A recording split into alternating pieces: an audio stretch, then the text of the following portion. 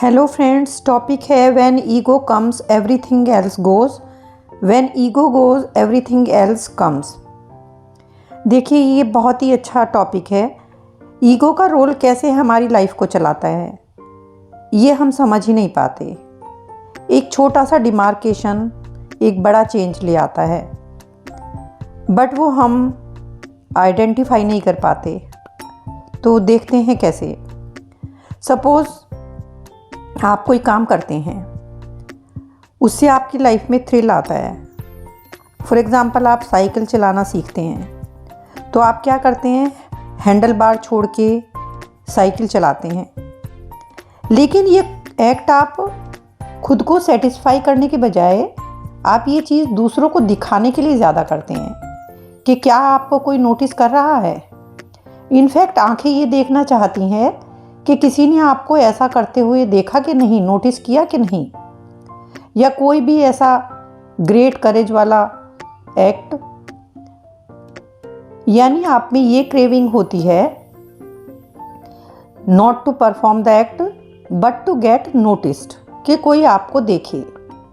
और हर कोई इस फेज़ ऑफ लाइफ से गुजरता है जहाँ उस पर्टिकुलर इंसान की ईगो उसको कुछ भी करने को कहती है, सिर्फ अटेंशन पाने के लिए, to do anything and everything only to get noticed and recognised. इस फेज में when good is good only when it gains attention, even bad is good if it can draw attention, and ironically even good is bad if it fails to attract attention.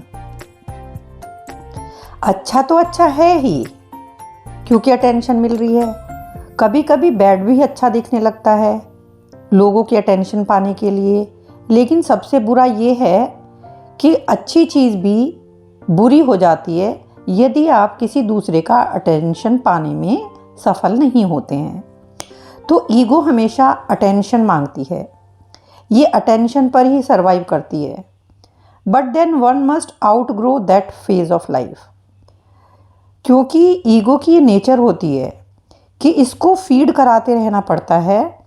सो ये एक perpetual bagger की तरह हो जाती है। लेकिन ego के साथ ये भी प्रॉब्लम है, जब हम ईगो को फीड कराते हैं तो हम सुपीरियरिटी कॉम्प्लेक्स का शिकार हो जाते हैं, और जब हम ईगो को फीड नहीं कराते हैं, उसको स्टार्व करते हैं, तो हम इन्फीरियरिटी कॉम्प्लेक्स का शिकार हो जाते हैं।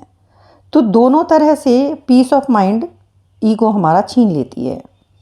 जब ईगो हमारे अंदर आती है तो हमारा सब कुछ चला जाता है, और जब ईगो चली जाती है तो सब कुछ हमें वापस मिल जाता है। कभी कभी कितनी प्रेशियस रिश्ते इस ईगो को सेटिस्फाई करने के चक्कर में हम खो देते हैं, जबकि होना ये चाहिए कि रिलेशनशिप को बचाया जाए और ईगो को छोड़ा जाए। एंड होता ये है कि ईगो को बचा लिया जाता है और रिश्तों से हमारा नाता टूट जाता है।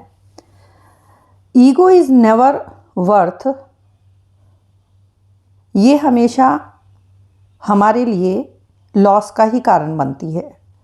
पता नहीं कितनी गोल्डन अपॉर्चुनिटीज़ आपके हाथ से चली जाएंगी यदि आप ईगो की सेवा में बिजी रहेंगे। ईगो से भरा हुआ हार्ट हमेशा जलता रहता है, उसका हर पल हैवी होता है।